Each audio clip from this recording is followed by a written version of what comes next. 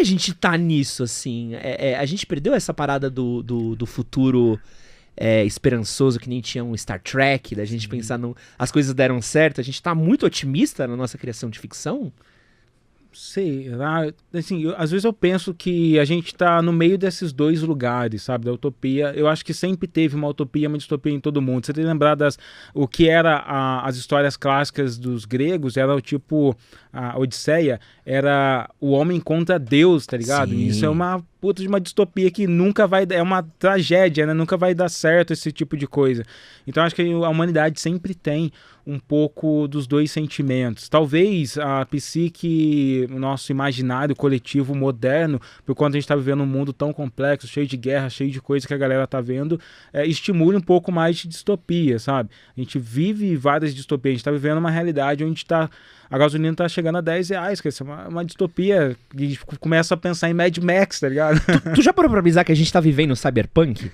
Sim, isso é muito louco. Tipo, às vezes eu olho pras coisas e falo assim, eu não preciso mais sonhar com cyberpunk. Elon Musk vai dominar, vai fazer a porra do mundo virar um cyberpunk, tá ligado? Eu falo, cyberpunk é isso. Isso aqui é cyberpunk. Você fala, metaverso. Eu falo, cara, a gente tá no cyberpunk. Sim. É isso, sabe? É nossa relação com rede social, com Twitter. As grandes corporações fazendo a vida das pessoas simples ser um inferno, porque elas não têm grana pra bancar todos os seus serviços, tá ligado? Então acho que é um pouco disso também. Acho que isso acaba criando uma disrupção muito foda, sabe? Durante a pandemia, por exemplo, Edson, o Brasil descobriu que tinha 40 milhões de brasileiros que não acessavam a internet de nenhuma forma. E como que descobriu isso? Porque eles não conseguiam fazer o cadastro para receber o auxílio emergencial. Isso é uma distopia, cara. Cara, isso é... E o Yuval Harari fala um pouco disso. Eu não sei se é no Homo Deus, mas ele fala que a gente vai construir uma casta de pessoas invisíveis, porque as democracias estão cada vez mais se digitalizando. Então presta atenção que o Brasil, ele tem pautas que são gerenciadas pelo Twitter, e o Twitter é uma rede social que não tem nem 70 milhões de brasileiros. De contas, né? Ninguém sabe nem se isso é brasileiro. E a gente tem um país de 220 milhões de pessoas que tem as políticas sendo determinadas por uma rede social de 60, 70 milhões de pessoas. Ou seja, se você não está no Twitter, se você não está disputando aquelas narrativas, você se torna uma pessoa invisível. É isso que o Yuval Harari diz, sabe? Como será que são as reivindicações, as questões políticas do povo do Amazonas? Eu não sei, não vira Trend Topics. Para mim, pelo menos não aparece no meu algoritmo. Então, imagina se tudo que a gente, se cada vez mais as políticas, as discussões no Senado, inclusive as discussões no mundo de como as empresas querem determinar como as coisas acontecem, sejam só pautadas por quem está na rede. Não, e questão de tecnologia também, cara. Você vai falar, vamos falar de drone, vamos falar de Apple Pay, vamos falar de metaverso. Cara, você não tem 3G na Zona Leste. Não tem esgoto, a gente tem estado sem esgoto, tá ligado? Então a gente tá tendo... Isso é muito louco, né? Que você imaginar que você tem, ao mesmo tempo no mundo, alguém que tá vivendo...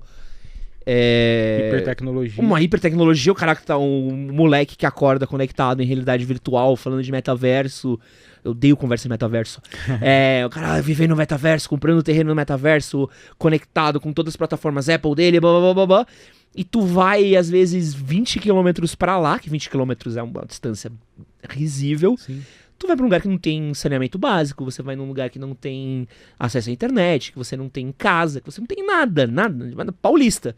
Você vê gente morando em barraca na Paulista. É muito louco que a gente tá vivendo... Aqui em São Paulo é uma verdadeira distopia. Eu sou do interior. Então toda vez que eu venho pra cá e vejo que existem de 30 a 40 mil pessoas morando nas ruas... É tipo metade da cidade que eu nasci, tem 90 mil habitantes, que é Cruzeiro, tá ligado? Então, você ter 40 mil pessoas morando nas ruas é uma distopia, cara. E essas pessoas não têm acesso a tudo que a gente tá avançando de tecnologia, para onde elas serão empurradas. É isso que a ficção científica tá apontando há muito e muito tempo, cara. E aí é muito louco, né? Que a gente tá falando disso na ficção, né? Sim. Essa coisa da distopia. Mas eu não sei se você sente, talvez seja um romantismo meu, mas, por exemplo, toda vez que eu abro um Asimov, que também não é o cara mais otimista do universo, mas também não é o mais pessimista, assim, me dá um certo confortinho você imaginar uma coisa, tipo, beleza, tipo, tem seus momentos difíceis, mas não a desgraça pura, né? Eu sinto um pouco disso, assim, em ficção científica. Eu acho que a gente fica né? no cinza, cara. Eu acho que a gente sempre vai ficar no cinza. Porque é importante demais e a tecnologia tem facilitado muito a vida das pessoas, né? Então, mesmo o pequeno empreendedor lá do interior que tinha que fazer um esforço hércules para se comunicar com as pessoas, hoje consegue vender pelo WhatsApp. E isso é muito legal. Isso facilitou muito e garante a sobrevivência, né? Porém, a gente também tem que se preocupar com isso.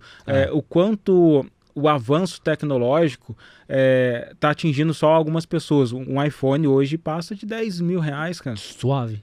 Então, É isso mesmo. por que ficar investindo em celulares de 10 mil reais para pessoas que ainda estão recebendo 300 reais de auxílio emergencial? Não sei nem se ainda está recebendo.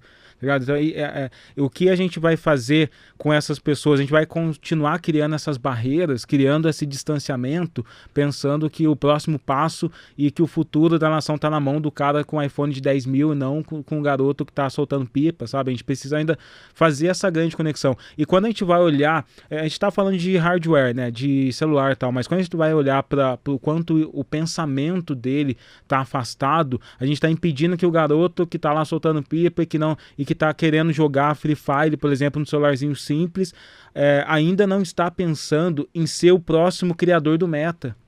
Porque ele ainda não está, porque ele está afastado de toda essa discussão que é o ecoverso, né? Tipo, esse universo ao redor da tecnologia, que é o quê? A discussão de startups, que é a discussão de criar novas empresas que não são analógicas, que tem escalabilidade, ter todo tipo de coisa, é a discussão de se tornar um programador, de entender segurança de dados. Tem muitos movimentos sociais olhando para isso aqui no Brasil, sabe? Mas ainda não é popular. E quanto mais as grandes empresas têm evoluído na tecnologia sem a gente discutir a educação, sabe que esse dia eu estava vendo um dado que no Brasil a maior parte das pessoas pobres ela tem a experiência de internet com celular, que é limitada, né? A gente está aqui fazendo um podcast, a gente sabe que a gente precisa de um computador para fazer uma boa edição, que a gente precisa de habilidade de computador para fazer várias outras coisas na sociedade, mas a gente tem uma geração que está pulando isso. Porque o único acesso dela é o celular, cara.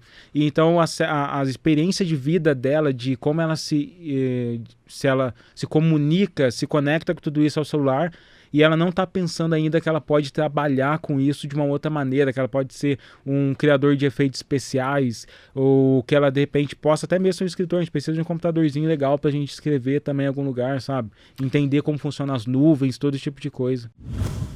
Esse que você acabou de assistir foi um corte do nosso podcast com o Ale Santos. Se você quiser assistir ao episódio completo, vou deixar ele aqui do lado, junto com um outro vídeo que com certeza você vai gostar. E não esquece de se inscrever aqui no Cortes do MHM. Valeu!